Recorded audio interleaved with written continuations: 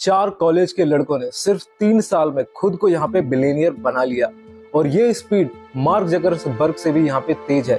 इनकी कंपनी 0 से $3 billion revenue तक यहाँ पे पहुंच गई है, वो भी सिर्फ 3 सालों में।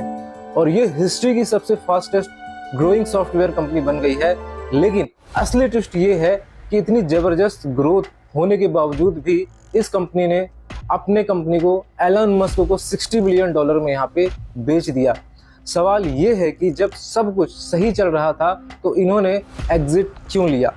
आज की इस वीडियो में हम इस पूरी कहानी को समझेंगे स्टेप बाय स्टेप कि कैसे एक छोटी सी AI कोडिंग कंपनी दुनिया की सबसे बड़ी वेल्थ क्रिएशन स्टोरी यहाँ पे बन गई। और साथ में ये भी देखेंगे कि इंडियन डेवलपर और इंडियन स्टार्टअप इकोसिस्टम के लिए इसमें क्या सीखने वाली यहाँ पे बात है।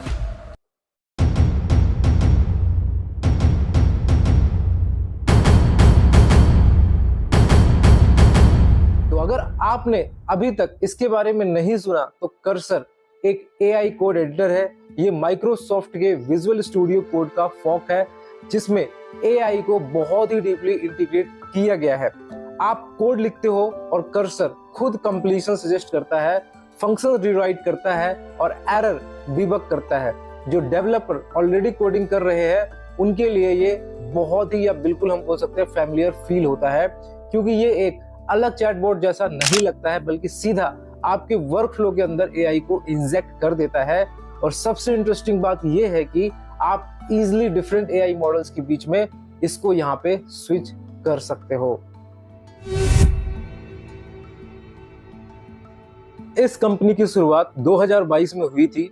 4 साइंस स्टूडेंट ने इसे बनाया था, जिसमें से माइकल स्ट्रल्स, सुहस आसिफ, अमन सेगर और अरविंद लूनमार्क। इन्होंने यहाँ पे शुरू में ऑलमोस्ट 1 साल मैकेनिकल डिजाइन के लिए AI टूल बनाने में लगाए, लेकिन 2022 के मिड में इन्होंने पिवट किया और सॉफ्टवेयर डेवलपमेंट टूल पर यहाँ पे फोकस शुरू कर दिया। मार्च 2023 में इन्होंने कर्सर लॉन्च करा और वाइब कोडिंग के पायनियर्स में एक यहाँ पे बनकर ये इमीडिएटली वायरल हो गया। डेवलपर्स के बीच में वर्ड ऑफ माउथ इतना ज्यादा बूम हुआ और सोशल मीडिया पर वायरल डेमोज हुए और बड़े टेक लीडर्स ने भी इसे एंडोर्स किया, जिसकी वजह से ये ऑलमोस्ट 0 मार्केटिंग स्पेंड के साथ $100 मिलियन के एनुअलाइज्ड रिटर्न तक, ये रेवेन्यू तक पहुंच गया। उस वक्त वाई कॉम्बिनेटर के हर स्टार्टअप में लोग इसी को यूज कर रहे थे। अब इनकी ग्रोथ का ट्रेजेक्टरी देखिए, ये किसी नॉर्मल सास कंपनीज के मैच नहीं करता। 2023 में $1 मिलियन ARR था और जनवरी 2025 तक ये 100 मिलियन तक पहुंच गया। मतलब सिर्फ 21 महीनों में उस वक्त ये हिस्ट्री की सबसे फास्टेस्ट ग्रोइंग कंपनी थी, जो कि इतनी जल्दी 100 मिलियन रेवेन्यू तक पहुंची। फिर ये नंबर्स डबलिंग करता गया दोस्तों। जून 2025 में 500 मिलियन, नवंबर में 1 बिलियन और फरवरी 2026 में 2 बिलियन और लेट अप्रैल तक $3 बिलियन ARR पर पहुंच गया। मैनेजमेंट खुद गाइड यहाँ पे कर रही है कि साल के एंड तक ये $6 बिलियन तक चला जाएगा। 2025 के ज्यादातर महीनों में रेवेन्यू हर 2 महीनों में यहाँ पे डबल होता रहा है। 2026 की शुरुआत तक फॉर्च्यून 500 कंपनीज में से 67% कर्सर यूज कर रही थी, जिसमें उबर, एडोबी, गूगल, एनवीडिया जैसे नाम भी यहाँ पे शामिल हैं। एनवीडिया के CEO जेनसन हुआंग ने पब्लिकली ये कहा था कि उनका फेवरेट एंटरप्राइजेस AI सर्विस जो है वो कर्सर ही है। लेकिन सबसे शॉकिंग बात यह है कि कर्सर ने 2 बिलियन ARR सिर्फ 300 एम्प्लॉय के साथ यहाँ पे हिट किया। मतलब हर एम्प्लॉय 6 से 10 मिलियन रेवेन्यू जनरेट कर रहा था। अगर आप कंपैरिजन के लिए समझते हैं, ये देखते हैं कि एग्जांपल, तो स्लैक का IPO हुआ था तो उनका पर एम्प्लॉय रेवेन्यू $3 लाख था दोस्तों, और स्नोफ्लैक का ऑलमोस्ट $4 लाख था। और आज की बेस्ट सास कंपनीज भी 5 से 6 लाख पर एम्प्लॉय तक ही पहुंच पाई हैं। कर्सर ने इनसे भी 20 गुना ज्यादा यहाँ पे ग्रोथ दिखाई है और 20 गुना ज्यादा एफिशिएंट निकला। ये एकदम नया बेंचमार्क सेट किया है जो लास्ट दशक से यहाँ पे चल रहा था, उससे भी यहाँ पे आगे निकला है और उसको भी पीछे छोड़ा है। ये सिर्फ नंबर का खेल नहीं है, ये बताता है कि AI नेटिव कंपनी का फ्यूचर मॉडलिंग बिल्कुल अलग होगा। अगर कोई कंपनी 1 बिलियन रेवेन्यू तक पहुंचती है तो अब उसको 1000 या 3000 लोगों की जरूरत नहीं है, सिर्फ 100 से 300 लोगों से भी ये हो सकता है। यही वजह है कि वेंचर कैपिटल फर्म्स अब अपना पुराना 2010 वाला सॉस प्लेबुक भूल गए हैं और बिल्कुल नए तरीके से अपनी यहाँ पे इन्वेस्टिंग कर रहे हैं, जहां सवाल ये नहीं होता है कि कंपनी कितना बर्न कर रही है ग्रोथ के लिए या ग्रोथ के अगेंस्ट, बल्कि सवाल ये होता है कि पर पर्सन कितना रेवेन्यू यहाँ पे जनरेट हो रहा है। लेकिन यहाँ एक बड़ा प्रॉब्लम शुरू होता है दोस्तों, कर्सर का प्रोडक्ट काम कैसे करता है।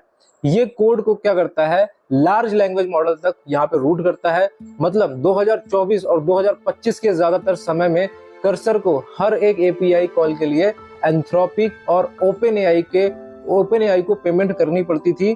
जनवरी 2026 तक कर्सर का ग्रॉस मार्जिन -23% यहाँ पे था। मतलब अगर उन्हें $100 रेवेन्यू मिलता था तो कंप्यूट पर उनका खर्चा $123 यहाँ पे हो जाता था। ये सीधा मतलब इसका ये था कि वेंचर कैपिटल के पैसे से ग्रोथ को ये सब्सिडाइज किया जा रहा था और यही सबसे बड़ा ट्रैप भी था।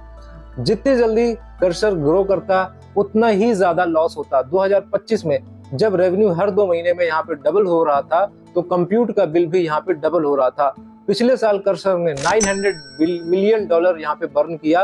कर्सर की टीम को ये प्रॉब्लम पता थी, इसी के लिए अक्टूबर 2025 में उन्होंने अपना खुद का प्रोप्राइटरी मॉडल यहाँ पे लॉन्च किया जिसका नाम था कंपोजर। इसका मकसद ये था कि एंथ्रोपिक और ओपन एआई को पेमेंट करना बंद हो जाए और इन्फेरेंस खुद से स्टैक में यहाँ पे रूट हो। ये स्ट्रेटजी काम भी यहाँ पे आई। अप्रैल 2026 तक कर्सर ने टेक क्रंच के अल्फाज में थोड़ा ग्रॉस मार्जिन प्रॉफिटेबिलिटी यहाँ पे अचीव कर लिया। इंटरप्राइजेस कॉन्ट्रैक्ट्स अब प्रॉफिटेबल हो गए थे, लेकिन इंडिविजुअल डेवलपर की सब्सक्रिप्शन अभी भी लॉस में यहाँ पे चल रही थी। इतनी प्रोग्रेस के बाद भी मार्जिन बहुत थिन थे। ये कोई 80% ग्रॉस मार्जिन वाला ट्रेडिशनल सास बिजनेस नहीं था। कर्सर बिल्कुल ब्रेक इवन के किनारे यहाँ पे खड़ा था, जबकि ग्रोथ रॉकेट की स्पीड से यहाँ पे हो रही थी। जब इतना कैश यहाँ पे बर्न हो रहा हो तो कैपिटल रेज करना यहाँ पे जरूरी बन जाता है और यहीं पर मार्जिन्स एक सबसे बड़ा मसला बन जाते हैं। 2026 की शुरुआत में कर्सर $2 बिलियन रेज करने के लिए निकला $50 बिलियन की वैल्यूएशन पे। ग्रोथ इतनी अच्छी थी कि पिच भी स्ट्रॉन्ग था, 3 बिलियन ARR और हिस्ट्री की फास्टेस्ट ग्रोइंग सास कंपनी होने की कहानी। लेकिन आइकॉनिक जो एक लीडिंग ग्रोथ स्टेज इन्वेस्टर था और जिसने यहाँ पे लीड भी करना था, ठीक है, और उनके साथ में जो दूसरे बड़े लेट स्टेज फंड्स थे उन्होंने अपने हाथ पीछे खड़े कर दिए, जिसकी सिंपल वजह ये थी कि सब ने अपना पैसा ऑलरेडी ओपन एआई और एंथ्रोपिक में यहाँ पे लगा रखा था। क्रंच बेस की Q1 की रिपोर्ट के मुताबिक ओपन एआई ने 122 बिलियन यहाँ पे और एंथ्रोपिक ने 30 बिलियन और XAI ने 20 बिलियन और वेमो ने $16 बिलियन यहाँ पे रेज ऑलरेडी किया है। ये एक क्वार्टर में दुनिया का टोटल वेंचर इन्वेस्टमेंट का 65% सिर्फ इन्हीं कंपनीज में यहाँ पे चला गया। सोचिए अगर आप एक लेट स्टेज फंड होते और एंथ्रोपिक को ऑलरेडी आपने $500 मिलियन का यहाँ पे चेक दिया होता, तो अब क्या आप एक ऐसी कंपनी को दूसरा $500 मिलियन का चेक क्या देंगे, या देंगे तो क्यों देंगे, जो खुद एंथ्रोपिक को पैसे दे रही है कंप्यूट के लिए और साथ में एंथ्रोपिक के खुद के क्लाउड कोड प्रोडक्ट से कंप्यूट भी कर रही है। क्लाउड खुद फरवरी 2026 तक 2.5 बिलियन रन रेट तक यहाँ पे पहुंच गया था, 3 लाख से ज्यादा वो भी बिजनेस कस्टमर के साथ। और गिटहब को-पायलट भी यहाँ पे 4.7 मिलियन पेड सब्सक्राइबर उसको मिल गए थे और 37% मार्केट शेयर दोस्तों इनका है। तो कर्सर एक तरीके से यहाँ पे अटक गया था, कैपिटल चाहिए थी क्योंकि ग्रोथ जारी रखना था, लेकिन सारा लेट स्टेज मार्केट अपना पैसा फाउंडेशन मॉडल लेयर करने में यहाँ पे लगा चुके थे। एप्लीकेशंस लेयर में कोई नया वेल फंडेड कॉम्पिटिटर्स के लिए जगह ही नहीं बची थी और ऊपर से इन्वेस्टर्स को ये डर था कि कर्सर अपना मोट लंबे समय तक फ्रंटियर लैब्स के अगेंस्ट यहाँ पे बचा नहीं पाएगा, जो खुद अपने एजेंटिंग कोडिंग असिस्टेंट यहाँ पे बना रहे हैं, जो उनको लगता था कि ये कर्सर को पीछे छोड़ देगा। लेकिन जब कर्सर एनवीडिया, एंड्रीसन होरोविट्ज और थ्राइव से $2 बिलियन लाइनअप कर रहा था, तब स्पेसएक्स ने एक ऑप्शंस के साथ यहाँ पे एंट्री मारी, कंपनी को $60 बिलियन में यहाँ पे एक्वायर करने का।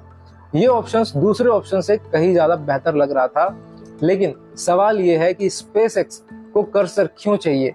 फरवरी 2026 में एलन मस्क ने XAI को स्पेसएक्स में यहाँ पे मर्ज कर दिया था और इस कंबाइंड एंटिटी की जो वैल्यूएशन थी $1.25 ट्रिलियन हो गई थी। लेकिन XAI एक प्रॉब्लम फेस कर रहा था। ये एंथ्रोपिक, गूगल और ओपन एआई से ऑलमोस्ट 7 मंथ पीछे था। जी हाँ दोस्तों, फिर कर्सर को खरीदने से स्पेसएक्स को यहाँ पे 3 बड़ी चीजें मिलने वाली थी। पहला है डिस्ट्रीब्यूशन मिलने वाला था, दूसरा कर्सर के पास जो है मिलियंस डेवलपर्स हैं और 67% फॉर्च्यून 500 कंपनीज इसको अभी यूज कर रही हैं। मतलब XAI के मॉडल्स को इंस्टेंट एंटरप्राइजेस एक्सेस मिल जाता। दूसरा है ट्रेनिंग डेटा, हर डेवलपर की हर इंटरेक्शन कर्सर पर कोडिंग मॉडल्स के लिए ट्रेनिंग डेटा यहाँ पे बनता है और ये 3 साल का हाईएस्ट क्वालिटी कोडिंग डेटा है जो कि यहाँ पे कर्सर के पास अवेलेबल था। और तीसरा है कंप्यूट मोनेटाइजेशन। कर्सर की सबसे बड़ी लिमिटेशन हमेशा कंप्यूट रही है और स्पेसएक्स के पास कोलोसल्स है जो दुनिया के सबसे बड़े एआई क्लस्टर में से एक है, जिसका कुछ हिस्सा यहाँ पे आइडल पड़ा था, यहाँ पे इडल पड़ा हुआ है। और कर्सर की इन्फेरेंस को कोलोसल पर रूट करने से इडल कैपेसिटी रेवेन्यू में यहाँ पे बदल जाती है और कर्सर के मार्जिन भी यहाँ पे इम्प्रूव हो जाते हैं। स्पेसएक्स के लिए $60 बिलियन का बेट है कि कोडिंग ही उनका एज यहाँ पे बन सकता है और एआई रेस में पीछे से आगे आने के लिए। और कर्सर के लिए भी ये डिपेंडेंसी प्रॉब्लम यहाँ पे सॉल्व हो जाती है और उन्हें वो कंप्यूट मिलता है जो वो खुद बिल्ड नहीं कर सकते थे। ये एक्विजिशंस कैश में नहीं है, मैं आपको बता दूं। स्पेसएक्स के क्लास ए स्टॉक्स में आईपीओ प्राइस पर पे की जा रही है। स्पेसएक्स का आईपीओ जून 12 को यहाँ पे आया था और डील क्लोज होने में लगभग 30 दिन लगेंगे, मतलब जुलाई तक यहाँ ये डील कंप्लीट होगी। यहाँ तक एक इम्पोर्टेंट बात समझना जरूरी है, अगर स्पेसएक्स 1.75 ट्रिलियन पार यहाँ पे लिस्ट होता है और स्टॉक गिरकर 1.5 ट्रिलियन तक आ जाता है तो वो $60 बिलियन की वैल्यू भी यहाँ पे प्रोपोर्शन में छोटी हो जाएगी। कर्सर के इन्वेस्टर्स को सीधा कैश यहाँ पे नहीं मिलेगा, वो एक स्टॉक्स को दूसरे स्टॉक्स में यहाँ पे कन्वर्ट कर रहे हैं। अगर स्टॉक प्राइस ऊपर जाता है तो एक्विजिशन की वैल्यू भी यहाँ पे ऊपर जाएगी। और यहाँ एक इंटरेस्टिंग ट्विस्ट भी है कि स्पेसएक्स खुद भी कैश यहाँ पे बर्न कर रहा है। उसकी S1 फीलिंग के मुताबिक यहाँ पे 2025 में उनका रेवेन्यू 19 बिलियन था लेकिन लॉस 5 बिलियन का हुआ था। Q1 में 2026 में रेवेन्यू ऑलमोस्ट 5 बिलियन था लेकिन लॉस 4.3 बिलियन था। सिर्फ स्टारलिंक ही उनका प्रॉफिटेबल सेगमेंट है। एआई डिवीजन ही उनका सबसे बड़ा लॉस इंजन है। XAI ने पिछले साल $12.7 बिलियन कैपेक्स में लगा दिया जबकि रेवेन्यू सिर्फ $3.2 बिलियन का ही आया था। और कर्सर ने भी पिछले साल $900 मिलियन बर्न किया। मतलब स्पेसएक्स एक कैश बर्निंग बिजनेस को दूसरे कैश बर्निंग बिजनेस के साथ जोड़ रहा है। अब बुल केस ये है कि मार्जिन इंप्रूव होंगे और कंबाइंड एंटिटी प्रॉफिटेबली स्केल करेगी, और बियर केस ये हो सकता है कि कर्सर की ग्रोथ रुक जाए, मार्जिन थिन ही रहे और स्पेसएक्स के शेयर होल्डर 3.4% डाइल्यूट हो जाए। एक ऐसा बिजनेस के लिए जो कभी ब्रेक इवन ही नहीं कर पाए। ठीक है, तो ये पूरी कहानी सुनने में थोड़ी क्रेजी लगती है और कुछ लोगों को ये एक हाउस ऑफ कार्ड जैसे भी लगता है। तो सवाल ये है कि वेंचर कैपिटल की दुनिया के लिए इसका आखिर मतलब क्या है। तो पहली बात, कर्सर सॉफ्टवेयर हिस्ट्री की सबसे wealth creation, fast wealth creation event बन गया है। 4 फाउंडर्स 0 से 2.7 बिलियन ईच तक यहाँ पे पहुंच गए सिर्फ 3 साल में। ये जकरबर्ग से भी तेज, गूगल के फाउंडर से भी तेज और किसी और बिजनेस से यहाँ पे तेज ग्रोथ थी। लेकिन ये सिर्फ इसलिए पॉसिबल हुआ क्योंकि उन्होंने यहाँ पे उसको बेच दिया, और उन्होंने बेचा इसलिए क्योंकि लेट स्टेज वीसीज ने पैसा देना बंद कर दिया। अगर आइकॉनिक और दूसरे मेगा फंड्स कर्सर को 50 बिलियन की वैल्यूएशंस पे बैक करने के लिए रेडी होते तो ये सिर्फ एक और फंडिंग राउंड होता, ये एक्विजिशन नहीं होता। कर्सर अभी भी इंडिपेंडेंट होता और फाउंडर्स अभी भी एंथ्रोपिक और यहाँ पे ओपन एआई जैसे जाइंट्स यहाँ पे लड़ रहे होते मार्जिन फिक्स करने के लिए दोस्तों। लेकिन उसके जगह पे अब वो बिलियनियर्स हैं। कॉन्ग्रेचुलेशंस उनके लिए जो 4 फाउंडर्स थे। ये वेंचर कैपिटल के लिए एक बहुत ही बड़ा सिग्नल है कि टाइमलाइन कंप्रेशन ने पुराने प्लेबुक को यहाँ पे तोड़ दिया है। मैं काफी समय से ये कहता आ रहा हूँ कि कंपनीज अब यहाँ पे 0 से $60 बिलियन सिर्फ 3 सालों तक यहाँ पे पहुंच रही है, जहां पहले 10 साल का टाइम लग जाता था। ठीक है, जब मैं ये वीडियो बना रहा हूं तो उस टाइम पे कंपनी है कॉर्गी नाम की, ठीक है, वो वाईसी स्टार्टअप जो 2024 में बना था सिर्फ 3 हफ्तों में 1 बिलियन से 2 बिलियन वैल्यूएशन तक पहुंच गया है। ये विंडो बहुत ही नैरो है और इसकी वैल्यू को कैप्चर करने के लिए सिर्फ एक ही तरीका है, अर्ली कंसंट्रेट करो और यहाँ पे म्यूजिक बंद होने से पहले उसको बेच दो।